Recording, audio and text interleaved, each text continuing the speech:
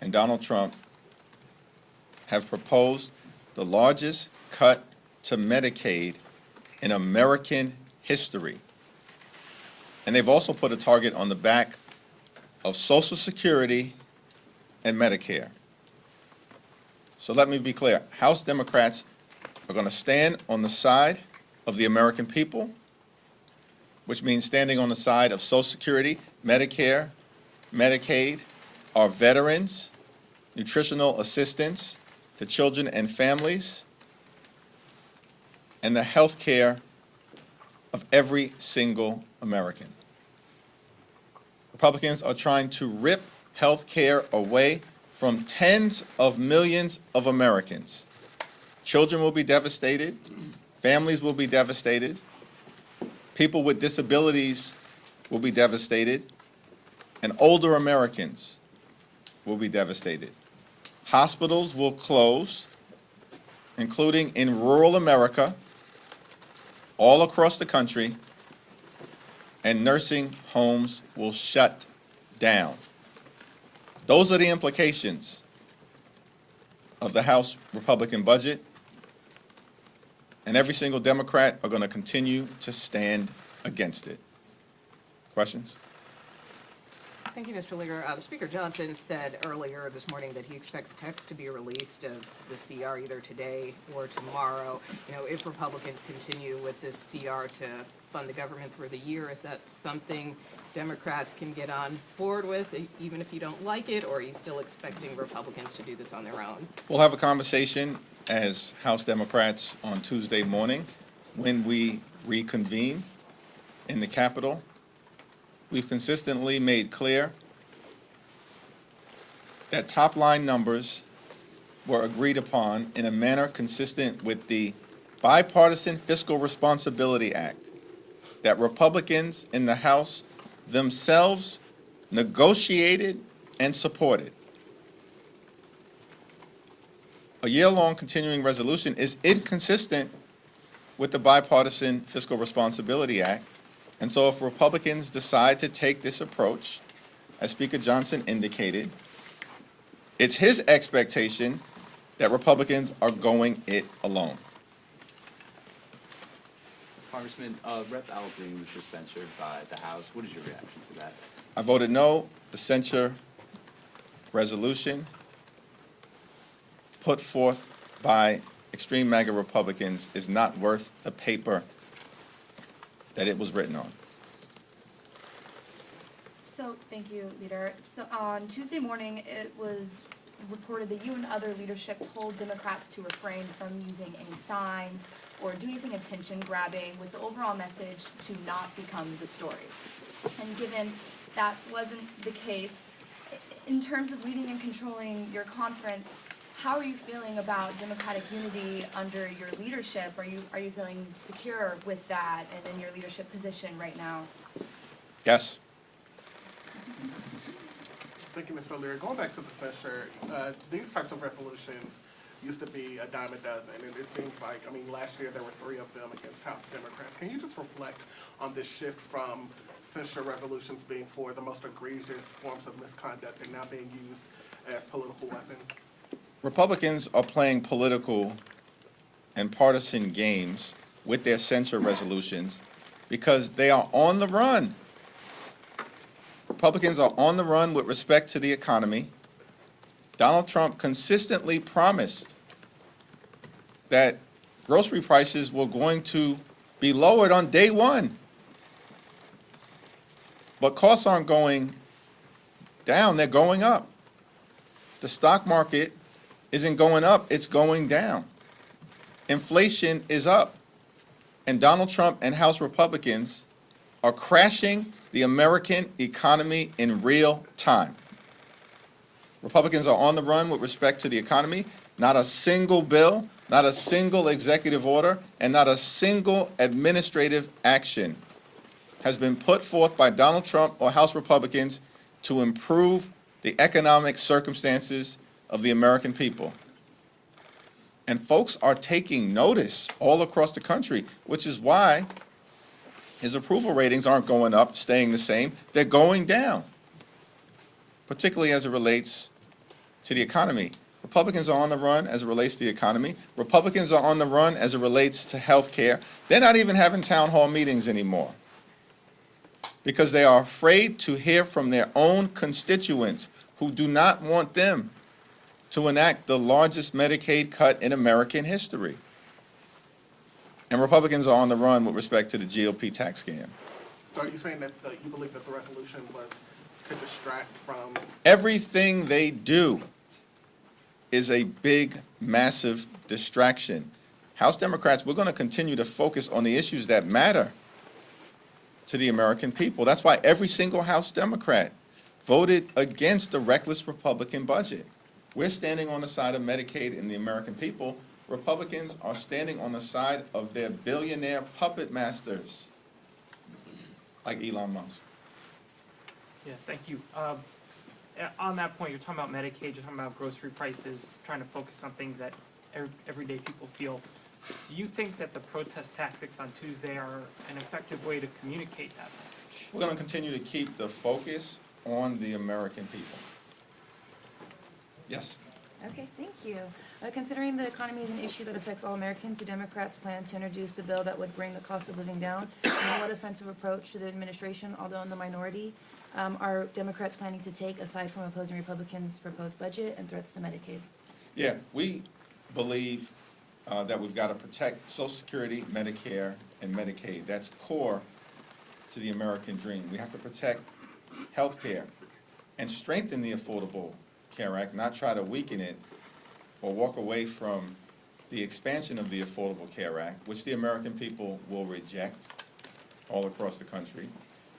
We do need to increase housing supply, and Maxine Waters has a lot of ideas that have been put forth to try to make sure we can bring the American dream of affordable home ownership to life for every single American. We don't support massive tax cuts for the super rich. We support the child tax credit. We support the low-income housing tax credit. We support the earned income tax credit. We support full restoration of the state and local tax deduction, which Donald Trump and Republicans ripped away, and that hurt middle-class families all across the country. So we're going to continue to put forward ideas that we think will make a difference in the lives of the American people while pushing back against the extreme MAGA Republican agenda and their harmful budget. Kevin. A leading scholar on strongmen, Ruth Ben-Guyot, says we are, quote, in a democratic emergency that's getting worse every single day. Do you agree with that? And are you doing enough in response? We are in an emergency, and I think it's all hands on deck. And we have to continue to push back aggressively in the Congress, push back aggressively in the courts, push back aggressively in community after community after community. Those that have articulated the emergency circumstances that we're in are essentially suggesting we've never been in this situation before. So of course it's all unprecedented, including how the opposition responds. But this flood the zone strategy, like, understand clearly, the flood the zone strategy is designed to disorient people. I ain't gonna be disoriented. Not going to be disoriented by it all. We have to push back with righteous indignation. But this whole flood the zone strategy is designed to create the appearance of inevitability. The notion that Donald Trump is unstoppable. He ain't unstoppable. Not a single bill connected to Trump's Project 2025 agenda has passed the House because there's unified Democratic opposition. Not a single bill. We're almost halfway through the first 100 days. He doesn't have a single legislative accomplishment, but we're supposed to believe it's all inevitable, he's invincible, it's unstoppable. Show me the evidence. I think the Hold on. In the courts, Donald Trump is not winning. He's losing in case after case after case. More than 100 different cases have been filed against 35 or 40 different unlawful and unconstitutional executive orders. He's either winning or he's losing. What do the facts say? He's losing case after case after case by judges appointed by Democratic presidents and Republican presidents like Reagan, Bush, and Trump himself. As a matter of fact, there have been 2 cases now to go to the Supreme Court. Not 0, not 1, 2. And Donald Trump has lost both cases.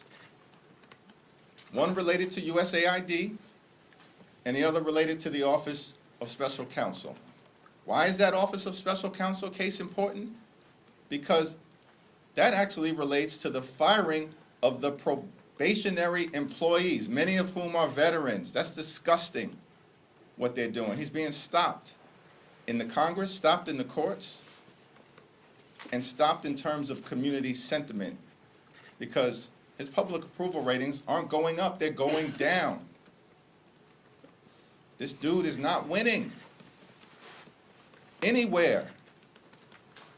But the flood the zone strategy is designed to disorient and to distract. I'm not going to be disoriented. We are going to push back successfully, and the American people will win. Thank you very much. Speaking of executive orders, we're anticipating that President Trump is going to sign an executive order to dismantle the Department of Education.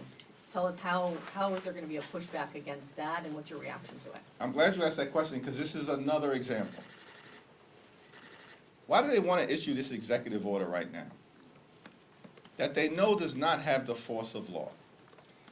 Because they want to distract and disorient people coming off a State of the Union or joint address to Congress where he spoke for 100 minutes. It was tough. Sitting there listening to it all, but you spent less than 2 minutes on the economy when people are struggling to live paycheck to paycheck in America, the wealthiest country in the history of the world. 2 minutes or less on the economy because he had nothing to say. Costs aren't going up, they're going down.